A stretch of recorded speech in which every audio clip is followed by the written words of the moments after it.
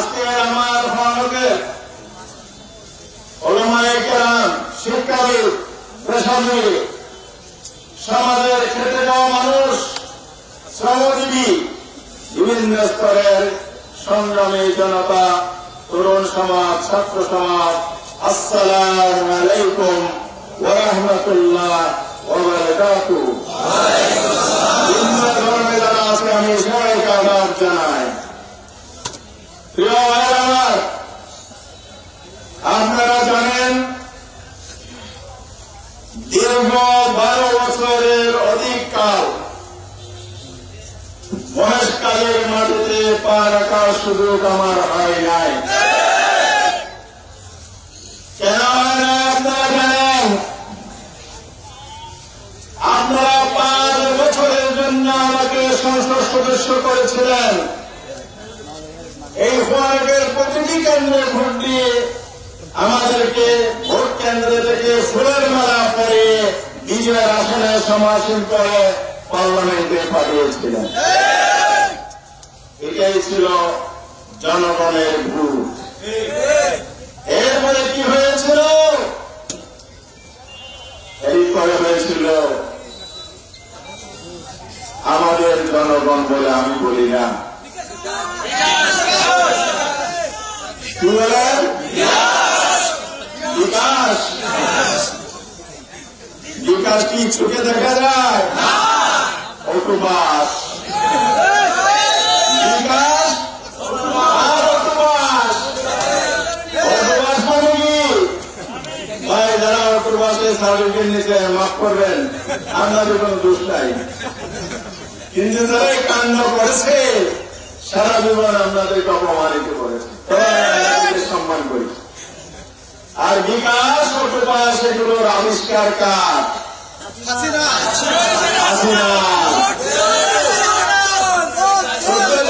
Vote কেন্দ্রে গিয়েছিলেন, কেন জান নাই? সেটা ভোটের দিন বোঝা গেছে, ছাগল কুকুর আর কেউ যায় না। আপনাদেরকে সাধুবাদ জানায়, আপনারা আগেই বুঝে গেছেন এখানে ছাগল কুকুরের সাথে মনে আছে। এরপরে আরেকটা নির্বাচন হল 2018 সাল। সেই ভোটটা কেমন হল? দিনের ভোট, রাতের কারবারি কারারে ভাই বলেন কারা? তোর ডাকাতের কারবার চলে, রাজত্ব চলে দিনে না। তারা জনগণকে ভয় পায়, জনগণের দিকে সন্তুষ্ট। এই জন্য তারা নিজেদের জনগণের প্রতি আস্থা নাই। কেন নাই? জনগণের জন্য তারা কাজ করে না, জনগণের ভোট হত্যা করে না, জনগণের নির্বাচিত হয় না। এই জন্য তারা জনগণের অধিকার কেড়ে নেয়। আমার জনগণ যখন ভোট কেন্দ্রে গিয়েছিল, আমি তখন জেলখানায় বন্দী, মনে আছে? জেলখানা থেকে এসে আমি বুঝতে পেরেছি কি ঘটেছে। সেদিন প্রশাসন এবং দলীয় কর্মীরা একাকার হয়ে ওই রাতের কারবারই শুরু হয়েছে। জনগণ ভোট কেন্দ্রে গিয়েছিল, আমরা যেতে বলেছিলাম, তাদেরকে বলা হয়েছে ভাইজান, আমি ভাইজান বলছি। তারা অল্প সংখ্য দিয়ে আপনাদেরকে বের করে দিয়ে বলেছে আপনার ভোট হয়ে গেছে। কারণ এটা দিনে হয় নাই, রাতের কারবার করা হয়ে গেছে। আরেকটি ভোট আসলো 2024 সালের 7 জানুয়ারি, কয়েকদিন আগে। এবার অঙ্ক করে আওয়াজই হবে, তার নাটক আপনার। সেই ভোটে কি হয়েছিল?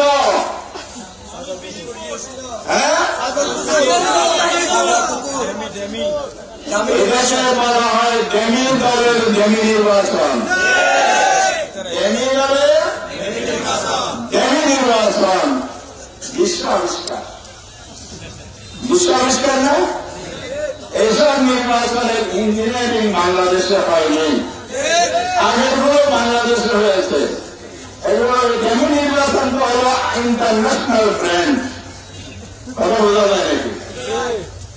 তাহলে আমরা এমন এক স্বাধীন দেশের নাগরিক যেখানে আমার ভোটাধিকার নাই, এমন স্বাধীন দেশের নাগরিক আমার কোন ইজ্জত, আমার নিরাপত্তা নাই।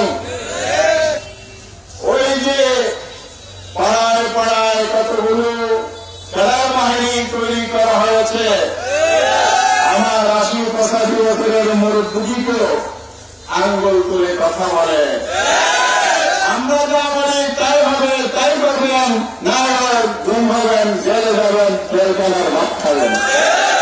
অহংকার দিয়ে দাঁড়াতে কিনা বলেন, তাহলে আমার দেশে আমার ইজ্জত আছে, অধিকার আছে, সম্মান আছে, আমার সম্পদের সুরক্ষা নাই।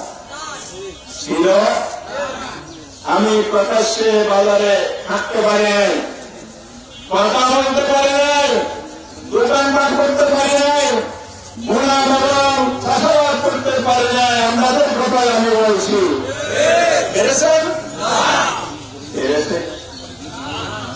একটা পক্ষ, সবাই নয়, একটা পক্ষ হয় একটি দলের লোক, তারা না হয় তলে তলের দলের সাথে আঘাত। কথা বুঝেন না? আর কলমানরা ইশারা একটা ফার্সি প্রবাদ আছে, বুঝে নিতে হয়। কথাই বলে ছুরি ছুরি মাছ ফুটপাই। এখানে মাছ ফুটপাই কি আমি জানি না, আপনারা ভালো জানেন। হ্যাঁ, ভালো তো হয়েছি, যেমন দুঃখিত আছে।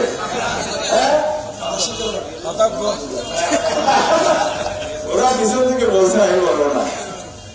কি বলছে একটু বলে দাও। আরো আমি এটা বলতে চাই না। যারা তলে তলে পালা বদল করে, পালা বদল বুঝলেন, গতকালের কথা হলো একটা সুন্দর নিউজ হয়েছে, আপনারা পড়েছেন কিনা? আমার নজরে পড়েছে, চাঁদাবাজ দুর্নীতির পালা বদল, চাঁদাবাজার দুর্নীতির। আমি বলি হাত বদল, ওরা বলছে হাত বদল, আমি নাম দিচ্ছি পালা বদল। তাহলে টাকা রেখে আর রেখে যদি একরকম হয়, তাহলে আমার ছাত্র বন্ধুরা এত আন্দোলন সংগ্রাম করলেন, করেছে কিনা? রক্ত দিয়েছেন। বাংলাদেশে 1000-এর অধিক জনগণ রক্ত দিয়েছে, 1100 অধিক এখনো নিখোঁজ আছে। তাহলে 2000-এর উপরের মানুষ এই সংগ্রাম আন্দোলনে জীবন দিয়েছে। প্রায় 300 তরুণের চোখের দৃষ্টিশক্তি নাই, অন্ধ হয়ে গেছে, অন্ধ হয়ে অসংখ্য, কারো হাত নাই, কারো পাও নাই, রক্ত বন্যা ভাসিয়ে দিয়েছে আজ দেখে, গুলির মুখে বুক পেতে দিয়েছে আমার প্রিয় ভাই শহীদ অবস্থায়। রক্ত দিয়েছে আমার কংগ্রেসের খবর জোর করে আসবার, তার পিতার কান্নানি থামাতে পারে নাই। 3 সন্তানের বড় সন্তান হারিয়ে তার মা এখন আরাফাত উম্মাহ। প্রিয় ভাই আমার, এই রক্ত, স্যাক্রিফাইস, এই কোরবানির বিনিময়ে 5ই আগস্ট আমরা পেয়েছি বাংলাদেশের দ্বিতীয় স্বাধীনতা। রক্তের বিনিময়ে, লাশের বিনিময়ে, হাজার হাজার শহীদ মা বোনের স্যাক্রিফাইস, এই আন্দোলন সংগ্রাম ছিল।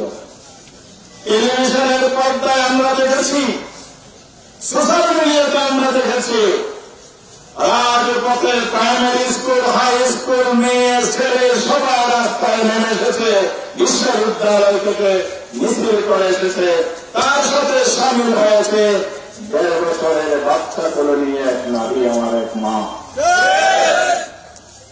সান্নালির তাকে জিজ্ঞেস করেছে, 1.5 বছরের সন্তান নিয়ে জীবনের ঝুঁকি নিয়ে আপনি কেন এসেছেন?